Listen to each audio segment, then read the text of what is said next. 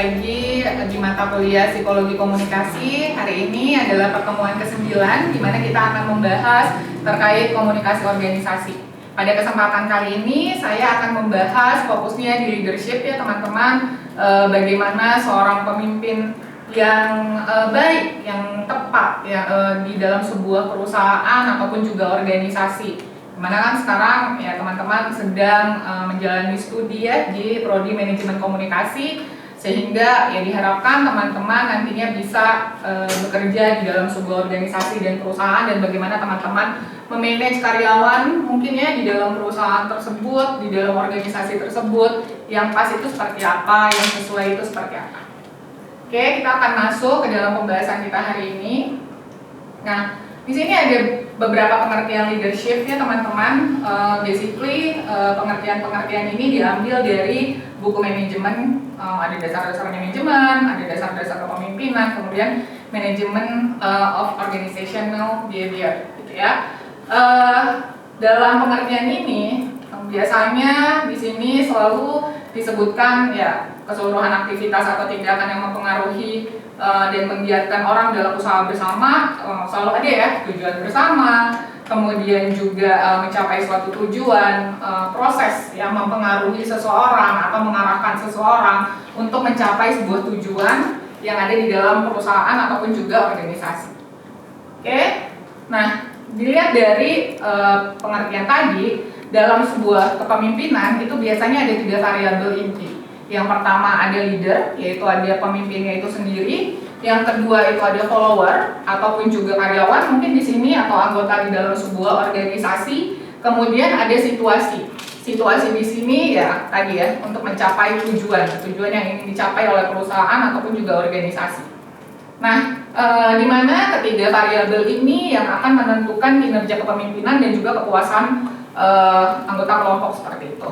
Kita bisa melihat ya, dimana kalau misalnya anggota kelompok yang memang puas di dalam sebuah organisasi ataupun pekerjaannya, rata-rata biasanya cenderung memiliki motivasi yang baik, kemudian juga ya bisa menunjukkan kinerja yang baik di dalam perusahaan tersebut. Nah, di dalam proses pembentukannya ada 2 macam pemimpin. Yang pertama ada pemimpin yang formal, kemudian ada pemimpin yang informal. Di mana pemimpin yang formal biasanya ditunjuk langsung oleh ya stakeholders yang ada di dalam perusahaan tersebut atau organisasi tersebut, gitu ya. Mereka mungkin melewati fase ya musyawarah seperti itu, atau memang tahunan yang memang dilakukan oleh sebuah perusahaan ataupun juga organisasi. Kemudian ada pemimpin informal, di mana pemimpin-pemimpin yang sebenarnya tidak ditunjuk langsung oleh stakeholdersnya, tapi yang bersangkutan ini bisa menjadi pemimpin karena memang memiliki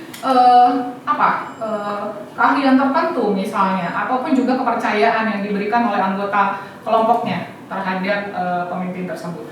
Itu juga ya hal yang paling kecil ya, misalnya kalian kerja kelompok nih gitu.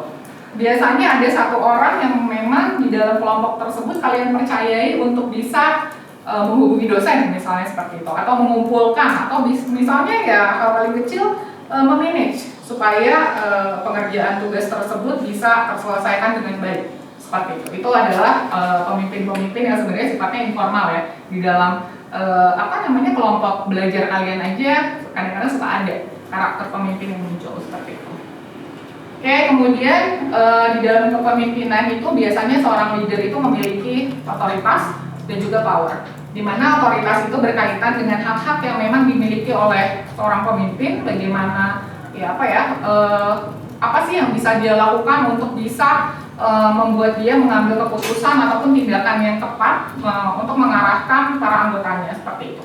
Kemudian ada power, yaitu kapasitas untuk mempengaruhi orang lain, itu kan ya seberapa besar power yang dia miliki, apa-apa saja power yang memang ada di dalam sebuah perusahaan atau organisasi akan kita lihat di slide selanjutnya. Nah, di sini ada beberapa macam power ya di dalam kepemimpinan. Yang pertama itu ada reward power. Biasanya bersumber dari kemampuan seorang pemimpin dalam memberikan reward ya kepada karyawan ataupun juga kepada anggotanya, gitu ya. Misalnya contohnya orang tua kalian di sini Kalau misalnya kalian IPK-nya di atas 3,5 gitu, misal dikasih sebuah hadiah tertentu yang membuat kalian lebih termotivasi untuk bisa mencapai IPK yang baik ya, nilai yang baik seperti itu. Kemudian ada coercive power, ini sumbernya dari kemampuan seorang pemimpin dalam menghukum anggota perusahaan ataupun organisasinya, gitu ya, memberikan hukuman misalnya KRD di sini. Mereka bisa memberikan surat peringatan misalnya kepada seorang karyawan apabila memang tidak memenuhi target tertentu atau misalnya melakukan sebuah kesalahan, itu juga bisa. Nah, kemudian ada legitimate power, ini berdasarkan posisi atau jabatannya, gitu ya. Kemudian ada referen, berdasarkan sifat-sifat pribadi. Kemudian ada expert power di sini berdasarkan keahlian yang memang dimiliki. Kemudian ada koneksi, kadang-kadang ada pemimpin-pemimpin yang memang kepemimpinannya itu terbentuk dari koneksi yang memang dia miliki dengan orang-orang penting lainnya yang ada di sekitar dia, seperti itu. Kemudian information power, berdasarkan informasi yang dimilikinya. Biasanya information power ini kalau misalnya di kita teman-teman ya, di angkatan kalian itu adalah ketua kelas, gitu ya. Mereka biasanya cenderung memiliki informasi-informasi lebih cepat dibanding kita teman-teman siswa lainnya, karena mereka lebih banyak berkoordinasi dengan dosen mata kuliah yang bersangkutan, seperti itu. Oke, sebelum masuk ke slide selanjutnya, apakah ada yang ingin tanyakan sampai sini, teman-teman? Ibu, saya ingin bertanya, Bu. Jadi tadi kan kita udah belajar ini macam-macam power, Bu, ya, yang ada dalam kepemimpinan sama beberapa gaya kepemimpinan, Ibu. Lalu yang ingin saya tanyakan itu kira-kira jenis kepemimpinan apa ya, Bu, yang paling baik dan paling applicable gitu dalam beberapa situasi? Oke. Kita keep dulu ya pertanyaannya akan ya, nanti kita akan lihat lagi gaya-gaya kepemimpinan yang memang sesuai, yang tepat di dalam sebuah perusahaan atau organisasi seperti apa. Oke. Yang lain ada yang mau bertanya terkait kepemimpinan, power-power dalam kepemimpinan?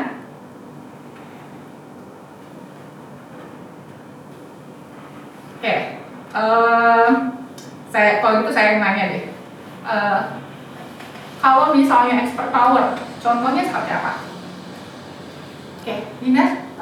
Kan kalau expert power itu bersumber dari keahlian ya, Bu. Kalau misalnya saya bisa kasih contoh, mungkin dosen yang udah punya gelar profesor itu akan cenderung bisa mempengaruhi keputusan atau kebijakan di suatu program studi, kayak misalnya perubahan kurikulum dan lain-lain gitu. Oke, benar ya teman-teman ya, seperti yang tadi dikatakan oleh Dinar. Kalau misalnya expert power, karena ini melihat dari keahlian seseorang, ekspertis seseorang dalam sebuah organisasi ataupun juga perusahaan, kita akan melihat bagaimana sih kemampuan yang dimiliki oleh orang tersebut. Contohnya tadi profesor dalam sebuah universitas gitu ya, mempengaruhi bagaimana kurikulum, ataupun juga misalnya dokter gitu ya, dalam sebuah rumah sakit misalnya mereka melakukan sebuah penelitian, terus melakukan sebuah riset, sehingga mereka memiliki ya keahlian-keahlian dalam menggerakkan orang-orang untuk misalnya ya menjaga kesehatan gitu ya, menjaga kebersihan. Contohnya kemarin ketika kondisi sedang pandemi, biasanya kita akan cenderung lebih percaya orang-orang yang memang memiliki gelar ya, seharusnya ya gelar tertentu lah terkait bidang kesehatan gitu, bagaimana menjaga imunitas tubuh dan lain-lain, dibandingin seharusnya teman-teman daripada kita mempercayai seorang misalnya selebgram dalam situasi seperti ini. Oke, terima kasih ya Dinar ya. Oke, kita lanjut lagi ke slide berikutnya. Sorry, kembali lagi.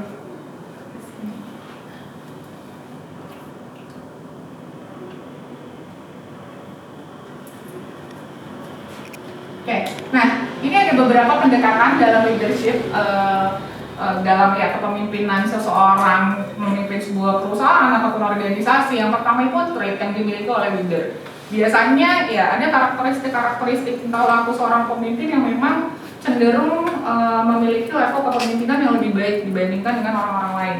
Biasanya memang mereka yang tadi ya memiliki keahlian di bidang tertentu ataupun juga memiliki dominansi berani speak up misalnya seperti itu di dalam sebuah perusahaan, di dalam sebuah organisasi, dalam menyuarakan sebuah keputusan seperti itu. Kemudian berdasarkan orientasinya gitu ya, ada pemimpin-pemimpin yang fokus kepada tugas, bagaimana mereka bisa memenuhi sebuah tugas di dalam perusahaan gitu ya, atau tujuan perusahaannya seperti apa, ataupun pada suasana kerja. Karena tidak jarang ya sebuah perusahaan ataupun karyawan membutuhkan lingkungan kerja yang memang bisa cukup kondusif dalam menjaga motivasi mereka di dalam perusahaan ataupun juga organisasi gitu. Ada perusahaan-perusahaan yang memang karyawan-karyawannya itu cenderung lebih diminta untuk berpikir secara kreatif gitu ya, tidak terlalu directing misalnya dari pemimpinnya, agar ya itu tadi kreativitas yang dibutuhkan dalam organisasi tersebut itu tetap terjaga seperti itu. Kemudian berdasarkan distribusi otoritasnya ada 3 macam, yaitu memang gaya kepemimpinan yang otoriter, memang dibutuhkan ya dominansi pemimpin di sini dalam mengarahkan karyawan seperti itu. Ya contohnya di organisasi-organisasi militer, teman-teman. Biasanya pasti anggota itu akan tunduk pada pemimpinnya gitu. Directing dari pemimpinnya itu yang memang akan diikuti. Kemudian ada gaya kepemimpinan partisipatif. Di sini memang pemimpin yang fokus dalam pengerahan tujuannya itu di karyawan itu turut dilibatkan gitu, lebih banyak diskusi, lebih banyak demokrasi dalam menentukan sebuah tujuan, mungkin pembagian kelompok, pembagian tugas, distribusi tugas seperti itu. Itu adalah kepemimpinan yang memang partisipatif. Kemudian ada juga gaya kepemimpinan laissez-faire, di mana fokus kepemimpinannya itu diberikan kepada karyawan gitu ya, kepada para anggotanya, karena mungkin ya secara kultur perusahaan atau organisasinya itu memang membutuhkan fokus di karyawan ataupun anggota gitu. Contohnya biasanya di perusahaan-perusahaan desain, di mana owner ataupun pemilik perusahaan tidak turut campur gitu ya dalam pengambilan keputusan desain seperti apa yang sesuai untuk misalnya dalam pembuatan arsitek rumah gitu atau desain apa, fokus pada karyawan dan juga klien yang memang dimiliki oleh karyawan tersebut. Oke, kemudian ada gaya kepemimpinan situasional. Di sini menjelaskan bahwa kepemimpinan yang efektif itu mampu memvariasikan pendekatannya. Kapan dia mendorong, kapan dia mengarahkan. Nah ini ya akan yang memang lebih sesuai gitu ya, yang memang karakteristik pemimpin yang memang dibutuhkan, kadang-kadang yang dibutuhkan oleh sebuah perusahaan, di mana mereka bisa memahami kapan sih mereka itu mendirect, kapan mereka itu lebih mendorong gitu ya, berdiskusi dengan karyawan ataupun juga anggotanya. Oke, kita lanjut. Nah, tadi ada tingkah laku pemimpin itu ada 2 dimensi, ada yang mengarahkan gitu ya, ada yang mendorong. Di mana karakter pemimpin yang mengarahkan itu cenderung berkomunikasinya secara satu arah gitu ya, memberikan instruksi misalnya seperti itu. Kemudian pemimpin fokus untuk menentukan rincian hal-hal yang harus dilakukan oleh bawahan gitu. Basically ini adalah pemimpin yang melakukan directing kepada karyawannya. Kemudian ada pemimpin yang fokusnya lebih mendorong karyawannya, cenderung berkomunikasi 2 arah gitu ya, menanyakan sejauh mana misalnya target yang sudah dipenuhi. Nah ini juga ya, bersama karyawan cenderung berdiskusi terkait hal-hal yang memang harus dilakukan di dalam sebuah pekerjaan. Dan biasanya di dalam gaya kepemimpinan seperti ini, pemimpin cenderung memberikan kepercayaan lebih kepada karyawannya dalam menentukan tugas-tugas yang harus dicapai ya, yang harus dipenuhi berdasarkan kemampuan yang dimiliki oleh karyawan-karyawan tersebut. Nah, berdasarkan kematangan bawahan, di sini ada beberapa karakteristik ya. Ada orang-orang yang memang secara kompetensi itu masih rendah, kemudian meningkat kompetensinya itu menjadi sedang, ada yang kompetensinya itu tinggi. Dan juga komitmen karyawan di dalam sebuah perusahaan itu juga teman-teman ya, bisa naik turun berdasarkan motivasi, berdasarkan job desk yang memang dimiliki oleh karyawan tersebut. Nah, di sini pemimpin yang baik seharusnya bisa menentukan apa sih gaya kepemimpinan yang sesuai untuk karyawan-karyawan berdasarkan kompetensi yang dimilikinya dan juga komitmen yang dimilikinya. Sampai di sini ada yang mau ditanyakan teman-teman?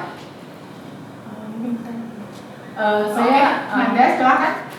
Ya, saya agak kurang paham sih, Bu. Mungkin boleh dicontohkan gitu di suatu perusahaan tuh yang kayak kompetensi rendah, komitmen tinggi itu tuh kayak gimana gitu terkait. Oke, terima kasih ya pertanyaannya.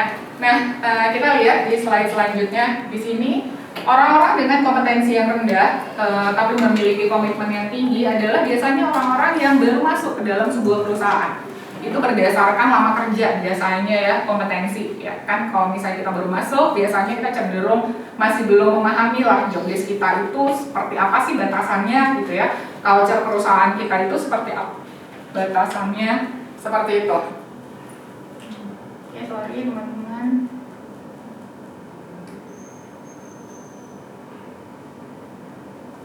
Oke. Kita kembali lagi ya. Tadi kompetensi itu berdasarkan dari lama kerja biasanya, dan semakin lama kompetensi seseorang itu akan semakin meningkat ya gitu. Ketika pada akhirnya kompetensi itu meningkat, biasanya ya kompetensinya sedang, komitmennya sedang, itu adalah orang-orang yang memang sudah mungkin sekitar 6 bulan atau misalnya sampai 1 tahun lah ya mereka bekerja di dalam sebuah perusahaan. Kemudian ada orang-orang dengan kompetensi tinggi dan komitmennya bervariasi, naik turun di sini. Di situ biasanya supervisor mungkin ya gitu, karena kebutuhan dia untuk naik ke level berikutnya gitu ya, sehingga dibutuhkan motivasi yang lebih tinggi. Di sini ada variasi komitmen gitu, mungkin dorongan dari pihak pemimpin kah atau HRD untuk menentukan atau menunjukkan bahwa ada lowongan atau posisi-posisi tertentu gitu ya untuk mereka melakukan promoting di sini misalnya seperti itu. Nah, kemudian ada kompetensi tinggi dan komitmen tinggi, biasanya di sini orang-orang yang sudah di level manajerial ke atas. Nah, karakteristik tadi ya, level kepemimpinan level kompetensi tadi, gaya pendekatan kepemimpinannya pun berbeda teman-teman. Ketika ada karyawan baru, biasanya pemimpin di sini atasan cenderung lebih mengarahkan gitu ya, directing, memerintah mereka untuk mengerjakan satu job desk tertentu gitu ya, berdasarkan kebutuhan yang dimiliki oleh perusahaan tersebut ataupun divisi tersebut gitu ya. Kemudian yang kedua itu adalah karyawan dengan kompetensi yang sudah sedikit meningkat gitu, dibutuhkan ya coaching gitu. Divisi atau kepala divisi tersebut harus make sure bahwa memang karyawan tersebut bisa menunjukkan gitu kinerjanya di dalam sebuah divisi itu seperti apa. Kemudian tadi biasanya kalau misalnya supervisor, baik itu atasan gitu ya, ataupun juga HRD, cenderung juga supporting kepada mereka untuk bisa menjaga motivasinya di dalam sebuah pekerjaan gitu ya, dalam mencapai tujuan tertentu seperti itu. Nah, yang terakhir gitu di level manajerial, sebenarnya kita tidak perlu lagi terlalu mendorong mereka itu seperti apa, karena mereka itu ya tadi ya kompetensinya sudah tinggi, komitmennya juga sudah tinggi, sehingga mendelegasikan tugas itu lebih diperlukan, karena ya mereka sudah tahu apa yang harus mereka lakukan dalam mencapai sebuah tujuan itu seperti apa gitu ya. Nah, tadi gaya kepemimpinan yang terbaik itu yang situasional. Kenapa? Karena kepemimpinan dengan gaya situasional itu cenderung kita bisa lebih fleksibel, lebih efektif. Karena ya itu berdasarkan dengan kebutuhannya seperti apa. Kadang-kadang ada situasi-situasi yang memang membuat sebuah perusahaan harus mengambil keputusan tertentu yang mungkin tidak biasa.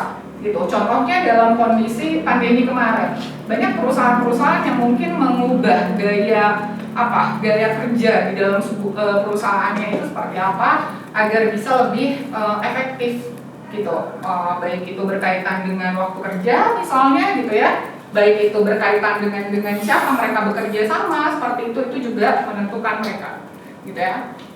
Ya sehingga fleksibilitas dan efektivitas ini diperlukan agar target-target yang memang ingin dicapai oleh sebuah perusahaan atau juga organisasi itu bisa terpenuhi. Oke, nah gimana pun juga teman-teman ada aja hambatan dalam bisa mengembangkan sebuah kepemimpinan. Mungkin juga ada karakteristik dari seorang pemimpin yang memang belum memiliki, ya belum mengenali diri sendiri lah. Sebenarnya mereka mungkin memiliki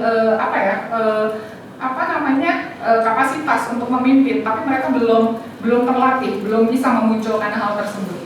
Kemudian kadang-kadang ada orang-orang yang memang kurang memiliki pengenalan terkait tuntutan yang ada di lingkungan. Lingkungan sebenarnya sudah mendorong, sudah memberikan space lah, sudah memberikan kesempatan untuk mereka meningkatkan jabatan misalnya seperti itu, tetapi mereka cenderung ya motivasinya misalnya kurang ataupun juga merasa belum butuh gitu ya. Nah itu membuat orang-orang ya kurang mengembangkan kapasitas kepemimpinan ini. Kemudian ya kurang usaha, tentu saja ada saja orang-orang yang memang kurang usaha gitu ya. Kemudian keliru dalam mengartikan tujuan hidup dan kehendak. Kadang-kadang kita harus memahami sebenarnya target kita itu seperti apa, kapasitas kita itu bagaimana. Apakah seberapa bisa kita melatih diri kita untuk hal seperti ini. Biasanya HRD itu memahami lah ya kapasitas-kapasitas yang memang dimiliki oleh karyawan-karyawannya, sehingga di sini ya bekerja sama dengan kepala divisi, bekerja sama dengan manajer itu diperlukan oleh tim-tim ataupun juga oleh bagian-bagian HRD seperti itu. Oke teman-teman, sekian materi kita hari ini. Nanti saya akan menyimpan materi ini di Live Unpad, teman-teman bisa mendownloadnya. Silahkan dipelajari karena minggu depan sebelum kita memulai perkuliahan kita akan kuis dulu ya teman-teman ya, untuk mengetahui sejauh mana sih teman-teman memahami terkait materi ini. Oke, sekian teman-teman, terima kasih banyak atas partisipasinya. Semoga kalian bisa memahami materi kita hari ini. Saya tutup pertemuan kita hari ini. Wabillahi taufiq wal hidayah. Wassalamualaikum warahmatullahi wabarakatuh. Waalaikumsalam warahmatullahi wabarakatuh.